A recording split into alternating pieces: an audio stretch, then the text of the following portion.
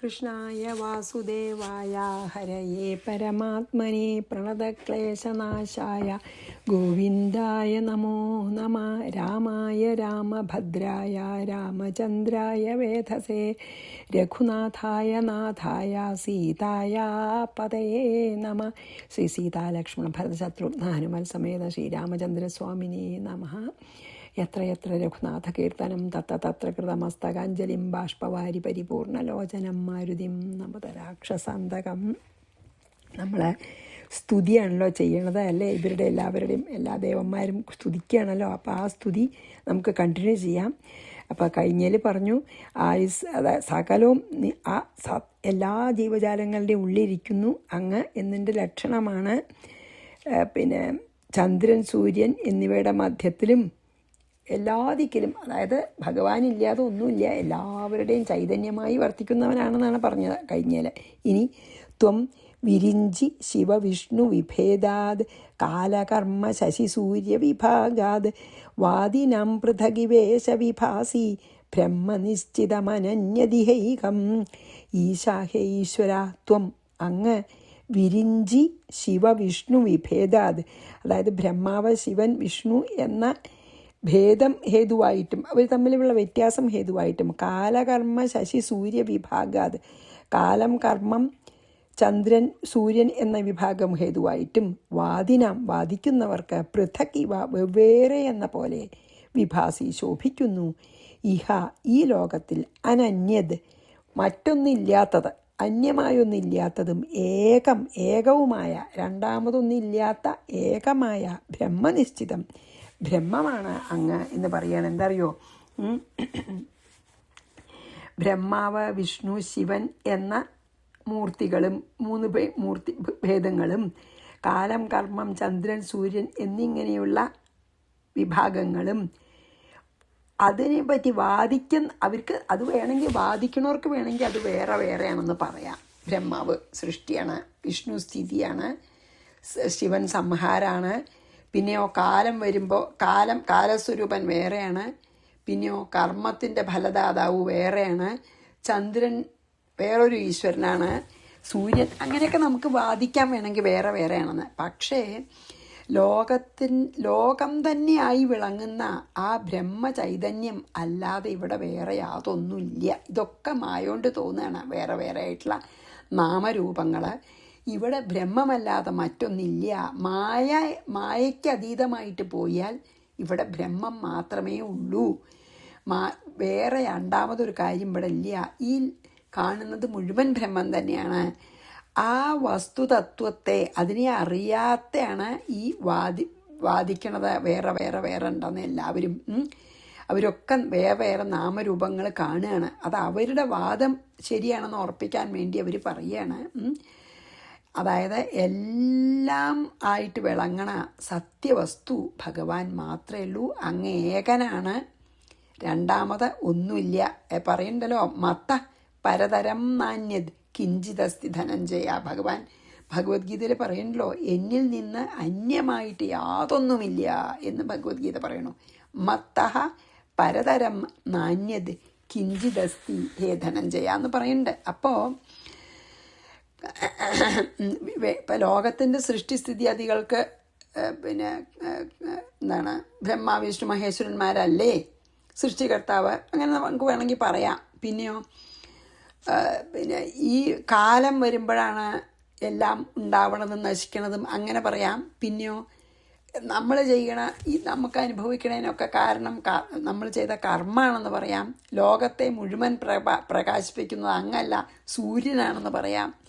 രാത്രി പ്രകാശിപ്പിക്കുന്ന ചന്ദ്രനാണെന്നൊക്കെ പറയാം. പക്ഷെ അതൊക്കെ വെറും പിന്നെ മായയുടെ ഉള്ളിൽ കടന്ന് വാദിക്കണ വാദങ്ങളാണ്. മായയ്ക്ക് അതീതമായിട്ട് പോയാൽ നമുക്ക് മനസ്സിലാക്കാം ഇവിടെ ബ്രഹ്മമല്ലാതെ ഒന്നുമില്ല.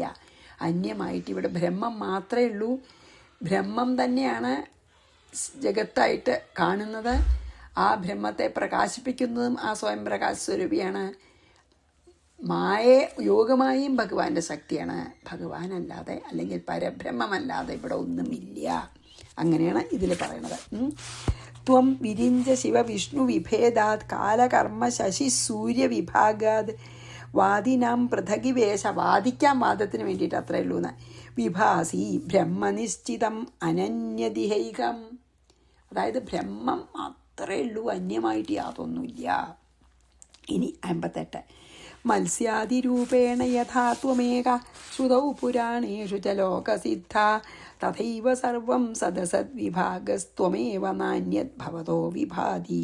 ശ്രുതൗ, ശ്രുതികളിലും പുരാണേഷു, പുരാണങ്ങളിലും മത്സ്യാദിരൂപേണ, മത്സ്യം മുതലായ 10 അവതാരം പറയുമല്ലോ നമ്മളെ, അങ്ങനത്തെ മത്സ്യാദി രൂപം കൊണ്ട് യഥാ ഏതുവിധം ഏകഹത്വം, ഒരേ ആളെന്നെ മത്സ്യമായിട്ട് അവതരിച്ചു, വരാഹമായിട്ട് അവതരിച്ചു, കൂർമ്മമായിട്ട് അവതരിച്ചു, അല്ലേ, ഒരേ ശക്തി തന്നെ.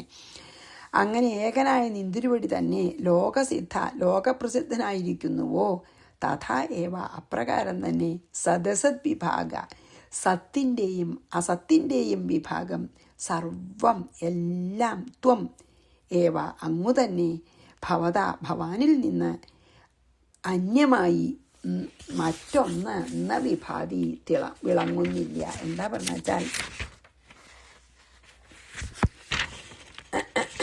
അങ്ങല്ലാതെ ഇവിടെ ഒന്നുമില്ല എന്ന് പിന്നെയും പറയുകയാണ്. അതായത് ബ്രഹ്മം തന്നെ ഉള്ളൂ, അതായത് എല്ലാം ഏകമായ ബ്രഹ്മാണെന്ന് പറഞ്ഞുല്ലോ കഴിഞ്ഞേൽ. ഇപ്പം ഇതിലെന്താ വെച്ചാൽ ഏകനായിട്ടുള്ള അങ്ങ് മത്സ്യം കൂർമ്മം വരാഹം ഇങ്ങനെ 10 അവതാരങ്ങളെ സ്വീകരിക്കണമെന്ന് വേദത്തിലും പുരാണത്തിലും ഒക്കെ പറയുന്നുണ്ട്. ലോകപ്രസിദ്ധമാണ് ഏകനായിട്ടുള്ള അങ്ങ് മത്സ്യകൂർമ്മ വരാഹാദി അവതാരങ്ങളൊക്കെ എടുത്തു എന്നുള്ളത് ലോകപ്രസിദ്ധമായിരിക്കുന്നത് പോലെ തന്നെ അങ്ങ് കാരണമാണ്, കാര്യമാണ്. കാരണം എന്താ? പരബ്രഹ്മത്തിൽ നിന്നാണ്. കാര്യം എന്ന് പറഞ്ഞാൽ ഇവിടെ ലോകമാണ്, ജഗത്താണ്. അപ്പോൾ ജഗത്തിൻ്റെ കാരണവും അങ്ങാണ്, ഈ ജഗത്തും അങ്ങാണ്. നമ്മൾ പറഞ്ഞിട്ടുണ്ടല്ലോ അല്ലേ, ഉപാദാന കാരണവും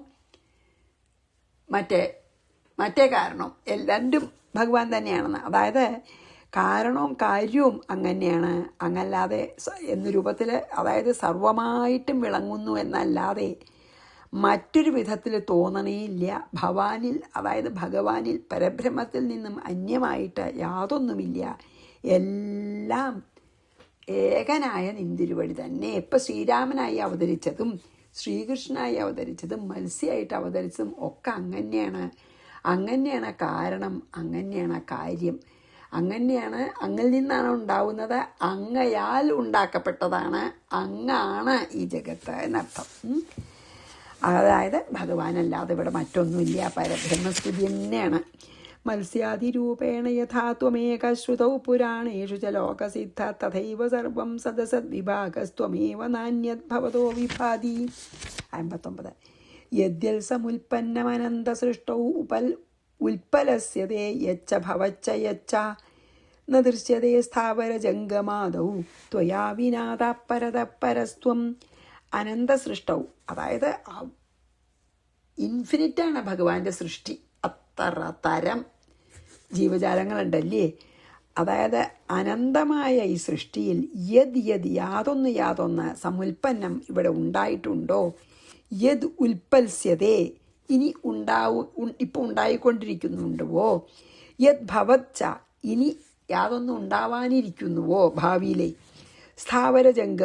സ്ഥാവരജംഗമാദിയിൽ ത്വയാ വിന അങ്ങയോടുകൂടാതെ ന ദൃശ്യതേ കാണപ്പെടുന്നില്ല.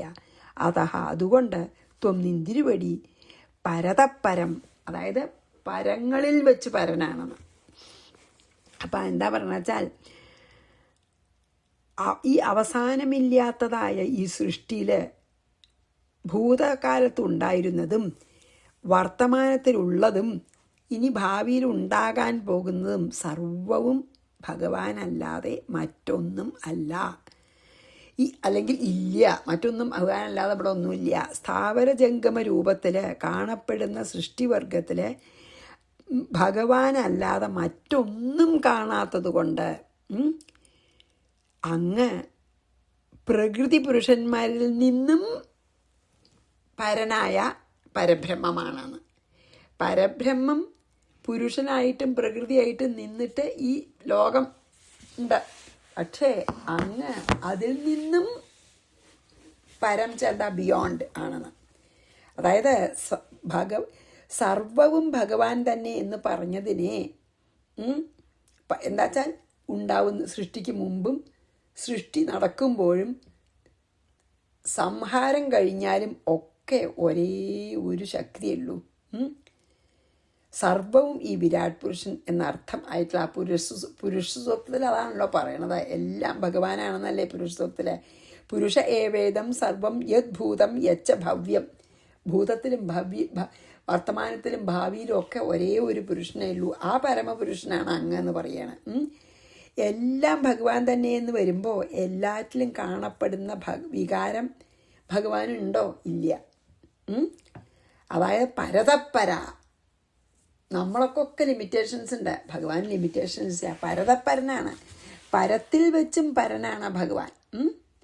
പുരുഷാന്നപരം കിഞ്ചിൽ സാ കാഷ്ഠ സാ പരാഗതി.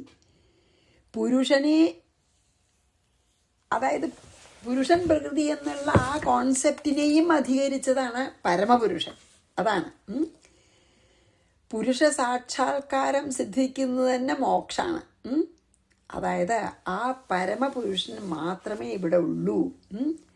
പ്രകൃതി പുരുഷന്മാരൊക്കെ നമുക്ക് ഈ ലോകത്തിൽ വ്യവഹാരത്തിൽ മാത്രമേ നമുക്കതുള്ളൂ. പരതപ്പര, പരങ്ങളായ പ്രകൃതി പുരുഷന്മാരിൽ നിന്നും പരനാണ്, പ്രകൃതി പുരുഷന്മാരുടെയും ബിയോണ്ടാണ്. അതായത് അങ്ങല്ലാതെ ഈ ലോകത്തിന് വേറെ അധിഷ്ഠാനമായിട്ട് ഒന്നുമില്ല. എല്ലാ അധിഷ്ഠാനങ്ങളുടെയും അധിഷ്ഠാനമാണ് അങ്ങ്. യദ്യൽ സമുൽപ്പന്നമനന്ത സൃഷ്ടൗ ഉൽപ്പൽസ്യതേ യച്ച ഭവച്ച യച്ച ന ദൃശ്യതേ സ്ഥാവരജംഗമാദൗ ത്വയാ വിനാദ പരതപരസ്തം. എല്ലാറ്റിൻ്റെ ഉള്ളിലും വിളങ്ങുന്ന പരമപുരുഷനായിട്ടുള്ള ഒരേ ഏകശക്തി അദ്വൈത ശക്തിയാണ് അങ്ങ്. വളരെ വലിയ ഒരു ശരിക്കും ഒരു പരബ്രഹ്മസ്തുതിയാണ്. പരബ്രഹ്മല്ലാതെ ഇവിടെ ഒന്നുമില്ല എന്നുള്ള അദ്വൈത തത്വമാണ് പറഞ്ഞ് സ്തുതിക്കണം. തത്വം ന ജാനന്തി പരാത്മനസ്തേ ജനാഹ സമസ്തസ്തവമായ യാത ത്വദ്ഭക്ത സേവാമലമാനസാനം വിഭാതി തത്വം പരമേകമൈശം. തവ മായയ, അങ്ങയുടെ മായ കൊണ്ട് ജനാഹ ജനങ്ങൾ, പരാത്മനഹത്തെ തത്വം പരമാത്മാവായ അങ്ങയുടെ യഥാർത്ഥ അവസ്ഥയെ ന ജാനന്തി, മായോണ്ട് നമുക്ക് അറിയാണ്ടിരിക്കുകയാണ്. ത്വദ്ഭക്ത സേവാമലമാനസാനം, അങ്ങയുടെ ഭക്തന്മാരുടെ സേവ കൊണ്ട് എപ്പോഴാണ് മനസ്സ് പരിശുദ്ധമായിട്ടുള്ളവർക്ക്, അങ്ങയെ സേവിച്ച് മനസ്സ് പരിശുദ്ധമായവർക്ക് ഐശം പരം ഏകം തത്വം, ഈശ്വരനെ സംബന്ധിച്ചതും പിന്നെയോ പരംചാൽ പരമം ഉത്കൃഷ്ടവും ഏകവുമായ തത്വം തന്നെ മനസ്സിൽ പ്രകാശിക്കും. ഏത്? പരിശുദ്ധ മനസ്സിൽ ജ്ഞാനോദിക്കുന്നു പറയാണ്. അതായത് ഇങ്ങനെയൊക്കെ ഇരിക്കണ ആ പരമപുരുഷനായ രാമനെ വെറും രാമനാണെന്ന് ആൾക്കാർ വിചാരിക്കാൻ എന്താ കാരണം? ഇത് ദശരഥൻ്റെ മകൻ രാമനാണെന്ന് ഈ പരബ്രഹ്മം തന്നെയായിട്ടുള്ള പരബ്രഹ്മം തന്നെയായിട്ടുള്ള ആ ഭഗവാനെ ദശരഥപുത്രനായിട്ട് രാമൻ എന്ന് വിചാരിക്കാൻ എന്താ കാരണം? എന്തുകൊണ്ടാണ് രാമൻ്റെ സത്യാവസ്ഥയെ ആൾക്കാർക്ക് അറിയാൻ കഴിയാത്ത എന്നുള്ളതിൻ്റെ ഉത്തരാണത്. ദശരഥൻ്റെ മകൻ രാമനാണ്, സാധാരണക്കാർക്കൊക്കെ അത്രേ അറിയുള്ളൂ. പരബ്രഹ്മം തന്നെയാണെന്ന് അറിയില്ല. പരബ്രഹ്മം തന്നെ മനുഷ്യ സ്വരൂപം ധരിച്ചാന്ന് അറിയാത്തതിന് കാരണം എന്താ വെച്ചാൽ അങ്ങയുടെ തന്നെ ജഗന്മോഹിനിയായ മായയുടെ ശക്തിക്ക് അധീനരാണ് ജനങ്ങളൊക്കെ. അതുകൊണ്ടാണ് മായയ്ക്ക് അതീതനും പരമാത്മാവുമായ അങ്ങയുടെ സത്യാവസ്ഥ ഇവർക്ക് അറിയാൻ സാധിക്കാത്ത ഇവരൊക്കെ മായയുടെ അധീനരാണ്. അതുകൊണ്ടാണ് ദശരഥപുത്രനായിട്ടുള്ള രാമനാണെന്നൊക്കെ അവർ വിചാരിക്കണം. അങ്ങനെ അറിയാൻ കഴിയാതെ ആക്കുന്ന, നമ്മളെ അജ്ഞാനത്തിലേക്ക് തള്ളിവിടുന്ന ആ മായയെ നമുക്ക് അതിക്രമിച്ച് പോണെങ്കിൽ എന്താ മാർഗം? ആ മായയ്ക്ക് അതീതമായിട്ട് നമുക്ക് പോണച്ചാൽ നമ്മളെ മായയുടെ അധീനത്തിലാണ്. അതുകൊണ്ടാണ് നമുക്ക് എല്ലാം തെറ്റായതൊക്കെ ശരിയാ തോന്നുന്നുണ്ട്. എന്നാൽ ഇനി ആ മായയുടെ അപ്പുറത്ത് പോണെങ്കിൽ എന്താ വഴി? ഭഗവാനെയും ഭഗവത് ഭക്തന്മാരെയും നിരന്തരം സേവിച്ചാൽ മതി. അപ്പോൾ ഭഗവാനെയും ഭഗവത് ഭക്തന്മാരെയും നിരന്തരം സേവിച്ചാൽ അങ്ങനെ സേവിക്കുന്നവരുടെ മനസ്സ് ശുദ്ധവും. അങ്ങനെ നിർമ്മലമായിട്ടുള്ള കാമക്രോധാദികളുടെ ബാധയൊന്നും ഇല്ലാത്ത നിർമ്മലമായ മനസ്സിൽ ഈ ഭഗവാന്റെ സത്യാവസ്ഥ വളരെ നന്നായിട്ട് തെളിഞ്ഞു വരും. ആ ഭഗവാന്റെ ആ സത്യാവസ്ഥയും സർവോത്കൃഷ്ടമായിട്ടുള്ള ആ ഏക തത്വം ശുദ്ധമായ മനസ്സിൽ പതുക്കെ പ്രകാശിക്കും. അങ്ങനെ അറിഞ്ഞാലല്ലാതെ ഈ സംസാരത്തിൽ സങ്കടത്തിന് നിവൃത്തി ഉണ്ടാവില്ല. ഇനി അതുകൊണ്ട് ഈ സംസാര ദുഃഖത്തിന് നിവൃത്തി വേണമെങ്കിൽ നമുക്ക് മായയുടെ അപ്പുറത്തേക്ക് പോകണം. ആ മായയ്ക്ക് അതീതമായിട്ട് പോകാൻ ഒരേ ഒരു വഴി ഭഗവാനെയും ഭക്തന്മാരെയും സേവിക്കുക. തമേവ വിദിത്വാദി മൃത്യുമേതി നാന്യപന്ഥ വിദ്യതേതനായ. എന്താച്ചാൽ തമേവ ആ പരമേശ്വരനെ തന്നെ, അതായത് പരമപുരുഷനെ തന്നെ അറിഞ്ഞിട്ട് മൃത്യുവിനെ അതിക്രമിക്കുന്നു. അതാണ് തമേവ വിദിത്വ. ഇതുള്ളതല്ല കേട്ടോ. അത് ശ്വേതാശ്വരോപനിഷത്തിലത്തെയാണത് പറയണത്. അതായത് അത് ഒരു വ്യാഖ്യാനത്തിൽ ഞാൻ വായിച്ചതാണ്. തമേവ വിദിത്വ, അങ്ങയെ അറിഞ്ഞിട്ട് മൃത്യുവിനെ നമുക്ക് അതിക്രമിക്കാൻ. വിദിത്വ അതിമൃത്യും ഏതി, അല്ലാതെ പരമഗതിക്ക് യാതൊരു മാർഗവുമില്ല എന്ന്. അതായത് ഏത് കാലം വരെയാണ് നമുക്ക് ഈ ഭഗവത് തത്വം, ഭഗവാന്റെ സത്യാവസ്ഥ അറിയാതിരിക്കുന്നത്, അത്ര കാലം നമുക്ക് ഈ ജനന മരണ ചക്രത്തിൽ ചുറ്റിത്തിരിഞ്ഞുകൊണ്ടേയിരിക്കണം എന്നാണ് ശ്വേതാശ്വതരോപനിഷത്തിലത്തെ ഈ വാക്യം പറയണം. എന്താ? തമേവ വിദിത്വാദി മൃത്യുമേതി നാന്യപന്ഥ വിദ്യതേതനായ. നമുക്ക് ഈ മായയ്ക്ക് അതീതമായിട്ട് പോയിട്ട് ഭഗവാനെ അറിയണമെങ്കിൽ ഒരേ ഒരു വഴിയേ ഉള്ളൂ, ഭഗവാനെ ഭജിക്കുക. അങ്ങനെ ഭഗവാനെയും ഭഗവത് ഭക്തന്മാരെയും നിരന്തരം സ്മരിക്കുകയും സേവിക്കുകയും ചെയ്യുമ്പോൾ നമ്മുടെ മനസ്സ് ശുദ്ധമാകുമ്പോൾ ഭഗവത് കൃപ ഒരു സമയത്ത് നമ്മളിൽ വർഷിക്കുന്ന സമയത്ത് നമ്മുടെ ഉള്ളിൽ ഈ ജ്ഞാനം ഉദിക്കും, ഭഗവാന്റെ സത്യാവസ്ഥ മനസ്സിലാവും. അങ്ങനെ അല്ലാതെ പരമഗതിക്ക് യാതൊരു വഴിയില്ല. മായ അതിക്രമിക്കാൻ അത് മാത്രമേ വഴിയുള്ളൂ എന്നാണ് ഇതിൽ പറയണത്. തത്വം ന ജാനന്തി അതറിയാത്തവരാണ് ശ്രീരാമനെ വെറും മനുഷ്യനായിട്ട് കാണുകയെന്ന് പറയുകയാണ്. മായയ്ക്ക് അധീനരായിട്ടുള്ളവരാണ്. അത് നമുക്ക് ശരിക്കും രാമനെ രാമതത്വം അറിയണമെങ്കിൽ മായയ്ക്ക് അതീതമായിട്ട് പോകണം. അതിനെന്താ വഴി? ഭഗവാനെ ഭജിക്കുക. തത്വം ന ജാനന്തി പരാത്മനസ്തേ ജനാഹ സമസ്തസ്തവ മായയാത ത്വദ്ഭക്ത സേവാമലമാനസാനം. ത്വദ്ഭക്തി കൊണ്ട് അമലമായ പരിശുദ്ധമായ മാനസമാകുമ്പോൾ വിഭാതി, അപ്പോൾ ആ ജ്ഞാനം വിഭാതി പ്രകാശിക്കും. തത്വം അതായത് ജ്ഞാനതത്വം പരമേകമൈശം, അങ്ങ് പരമാത്മാവാണെന്ന തത്വം അപ്പം അവരുടെ ഉള്ളിൽ ഉദിക്കും എന്നാണ് ഇതിൽ പറഞ്ഞത്. 61 ബ്രഹ്മാദയസ്തേ ന വിദു സ്വരൂപം ചിദാത്മതത്വം ബഹിരർത്ഥഭാവാഃ തതോ ബുധസ്ത്വാമിതമേവ രൂപം ഭക്ത്യാ ഭജൻ മുക്തിമുപൈത്യ ദുഃഖ. എന്താ പറഞ്ഞ? ബഹിരർത്ഥഭാവ, അതായത് ബഹിജ പുറത്തെന്നാണല്ലോ, ബാഹ്യമായിട്ടുള്ള അർത്ഥത്തിൽ ഭാവത്തോടു കൂടിയ ബ്രഹ്മാദയ, ബ്രഹ്മാവ് മുതലായവർ ഒക്കെ ഭഗവാന്റെ സൃഷ്ടിയാണല്ലോ.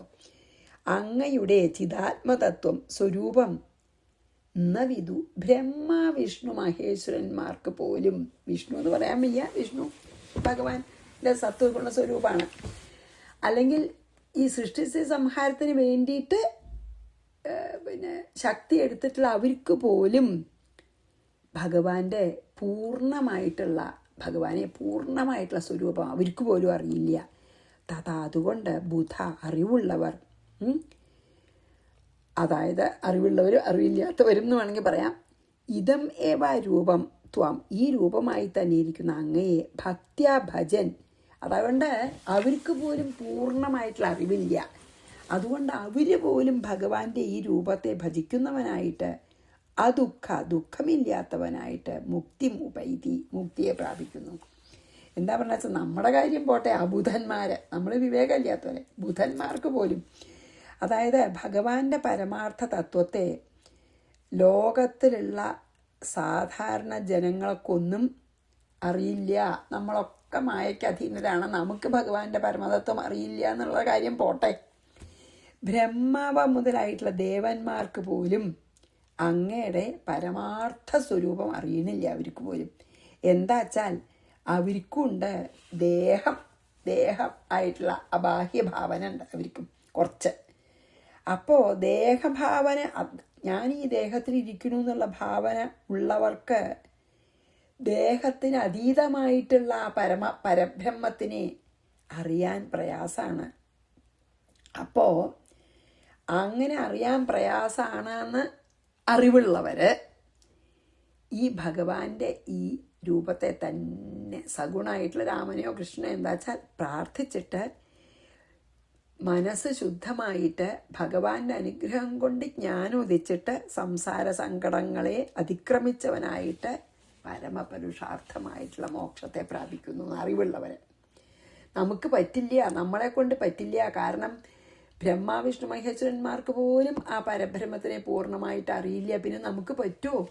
നമുക്ക് പറ്റില്ല എന്ന് മനസ്സിലാക്കിയിട്ട് ഭഗവാനെ ശരണം പ്രാപിക്കുകയാണ് ബുധന്മാരെ, അറിവുള്ളവരെ. നമുക്ക് അറിവില്ലാത്തവർക്കും ആവാം.